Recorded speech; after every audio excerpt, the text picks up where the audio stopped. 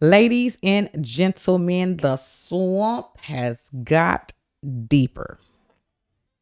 We have been told for years, y'all, that Trump indictments were, about justice. But the receipts dropping names that are being exposed, y'all, and it's going to shock y'all. Now, with that being said, y'all, we're talking about Bill Barr. New name that just popped up with Fani Willis and even the Biden White House. They were all coordinated to do a legal hit on Trump. And if you think that sounds like something, y'all, like conspiracy, wait until wait till y'all hear about the whistleblowers. No, shout out to the whistleblowers, okay, for calling these folks out. Now, Fani Willis is one of the ones that wanted to put the RICO case against Trump and Georgia.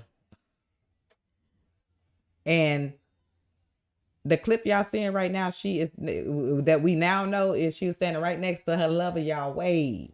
Oh, the thing is, do these people think before they come after our president, or did they not think that our president wasn't gonna come back at them for all the false crimes they tried to put on our president? And if it was the other way around, y'all, they were talking about putting our president in prison and under the jail. And ain't no telling what they would have done to him. So with that being said, y'all, I want to know y'all thoughts on this. Baby, when I tell y'all they is not playing, they are dropping bombs left to right. Like F around and find out, from the Democrats leading from Texas to Letitia, Adam, Fani, and everybody else you can think of, baby. It's going down. Now, what I want to see is justice actually really be served. These folks committed these crimes. So now they got to pay the mother freaking time. Okay? Let's dive to the first clip, y'all. This is when all this indictment stuff they were trying to put on Trump formed. Let's get into it.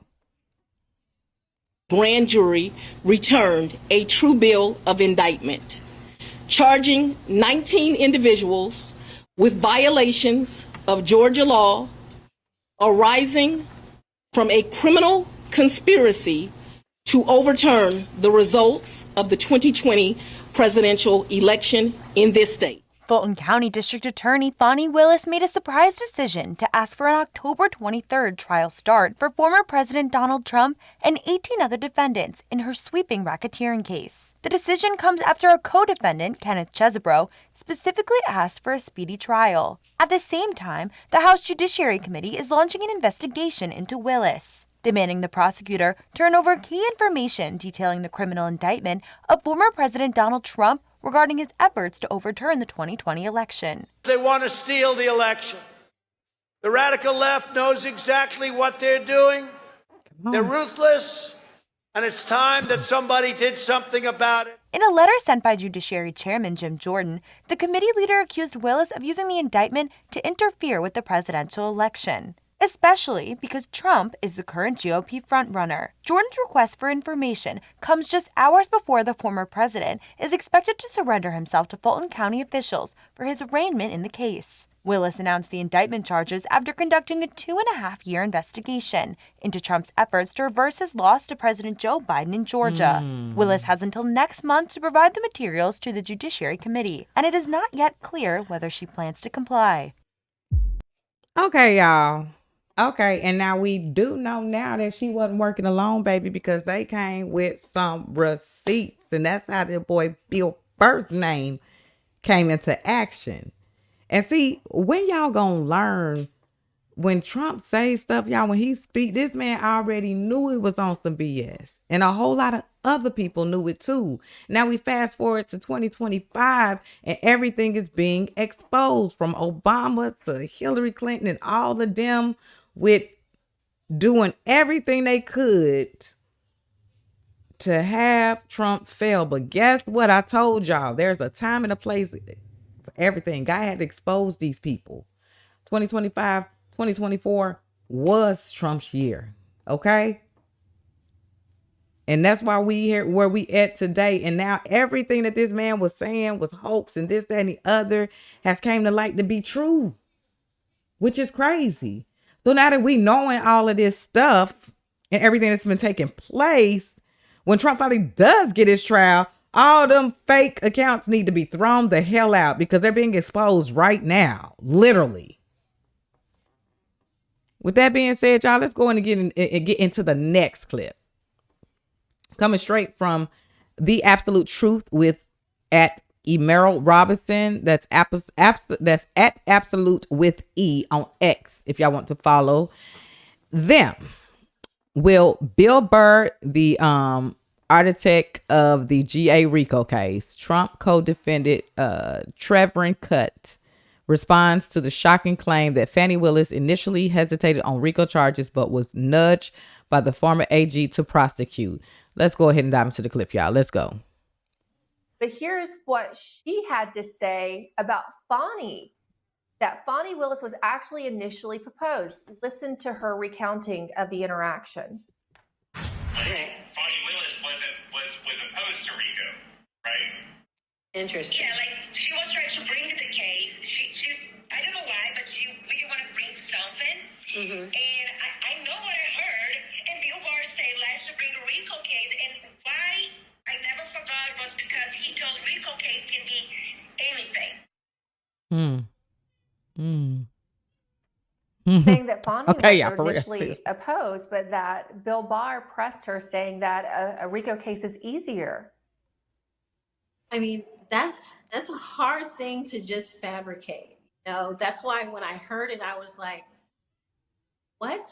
You know, and you can hear me on the audio like, what?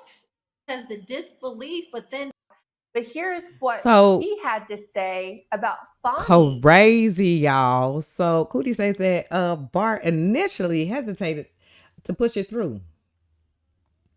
But then he went ahead and told her to push the charges on through forward, telling insiders that RICO is one of the hardest charges to beat. So they in cahoots. And there's text messages, y'all. There's notes. There's all of the above of them two working together to go against our president. A whistleblower finally decides to step up and says this now. I mean, hell, why not? We holding other people accountable. Why not? And the plot thickens. Y'all, let's keep this thing moving. And then we're going to chop it up towards the end because we need to talk, baby, because so much stuff has unraveled. This is coming straight from the Intel SCIF on X. If y'all would like to follow this person, Trump's RICO case was created by Bill Barr and Fani Willis. New evidence, including emails, notes, and texts, exposed that they both worked in conjunction to target and prosecute President Trump. Take a wild guess who Bill Barr's father, Donald Barr, was close to and hired while he was a headmaster of the Dalton School. Jeffrey Einstein. You just can't make this stuff up. Ooh. And the plot thickens, y'all. Armstrong needs you to be able to deliver to us all the notes of our meetings between Barr and Mrs. Willis. Could you? Okay, so let me start from first. Patricia, despite your disagreements with Armstrong, which I hope will be resolved soon, Armstrong needs you to be able to deliver to us all the notes of our meetings between Barr and Mrs. Willis. Could you leave all your notes in the office today, please? We also need you to return to the company notebook. Remember that legally you cannot keep any record of your work. Wow. Please save my number. This is Fabi Willis. If you need to reach me on behalf of Barr, feel free to call or message me at this number. At that point, I didn't have an idea about her, what she worked with. Okay, so this is just showing, details of emails and paper notes and text messages and things like this. Y'all, the plot thickens. However, these folks need to be held accountable and locked up underneath prison for many years with no parole. Okay? Because this is corruption at its finest.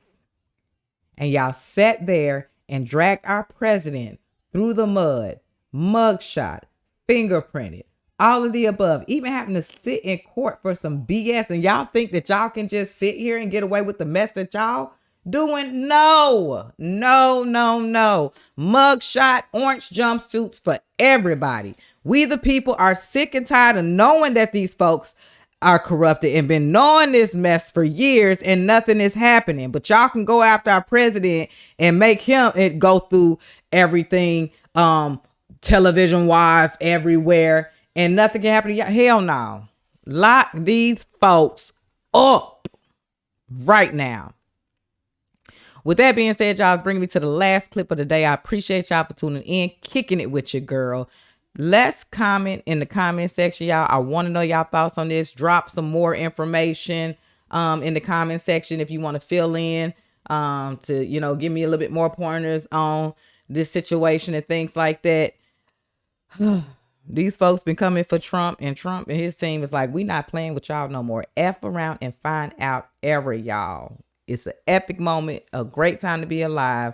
This is exactly what we vote for. Let's continue to unravel the corruption people and put them in the places where they need to be. And that's prison. It's just that simple. Lock them up. We don't even care about no investigation. Just lock them up. I'd be satisfied with seeing them get locked up and taken to the bag. Let's dive into this video, y'all, and chop it up in the comment section. Let's go. I'll see y'all in the next one. You start seeing some accountability. I think that one of the problems I think the grassroots of the conservative movement has, Rob, and I'm sure you've heard this as much as I have, is that simply heads don't roll, people don't get perp walked, people don't get put in handcuffs. Yeah. They try to do this to our guys, and when we feel like we've got them breaking the law, it feels as though there's nothing done to holding them accountable. It feels like there's finally a new energy, particularly with this new Trump cabinet, to try to actually make some of this stuff happen, and I welcome it. It still just seems to me almost impossible to imagine people like Hillary Clinton being indicted. I mean, we watched Trump get hammered with indictments and felonies, but I still just can't see it happening. You think it might, though? Yeah, I think that you're right to be skeptical and cynical about this, but I'm okay with this. I think we got to play a long game here, and we can. I think that if we use these moments as a grassroots, as citizens, not as elected people, to be fired up and to try to get people to stay engaged at a civic level and win every single election, then that's essentially the same thing. It'd be nice to see justice done to some of these bad actors, but in the end, we're trying to save the country, and them as individuals don't matter nearly as much, and we can do that by winning at the polls. You have a new book, Breaking the Law, Exposing the Weaponization of America's Legal System Against Donald Trump. Tell us what this book is going to reveal here. Thanks, Rob. I appreciate the time on this. This has been my investigative research for the last year. I tend to go big when I go big on these books. And there are a lot of explosive details in the book, but I think maybe the biggest one, and the one I can share with you tonight, is that there's clear evidence that the lawfare against President Trump was coordinated within the Joe Biden White House. All the 6 major cases against President Trump had connections to the Biden White House, starting from the Stormy Daniels case, where they brought in a ringer from the DOJ, a guy named Matthew Colangelo, who's the number 3 in the DOJ, came in to win that case. The Fani Willis case in Georgia, Nathan Wade, her boyfriend, who was a family lawyer, had no business on a RICO case at all, was repeatedly at the White House for 8 hours at a time. What were they doing? We know what they were doing. The E. Jean Carroll case was quarterbacked by Reid Hoffman, who is a frequent Biden White House visitor and a top Democrat bundler. Come on with the facts. Jack Smith case, he was unconstitutional, violating the appointments clause. Still, he was allowed to operate with impunity for 18 months. And finally, the Tish James's case, which not only was she multiple times at the White House over and over throughout the case, Trump himself told me he believed Chuck Schumer's girlfriend, I think he was being tongue-in-cheek, was running that whole operation. This is massive coordination, collusion, and conspiracy, and people need to be held to account immediately.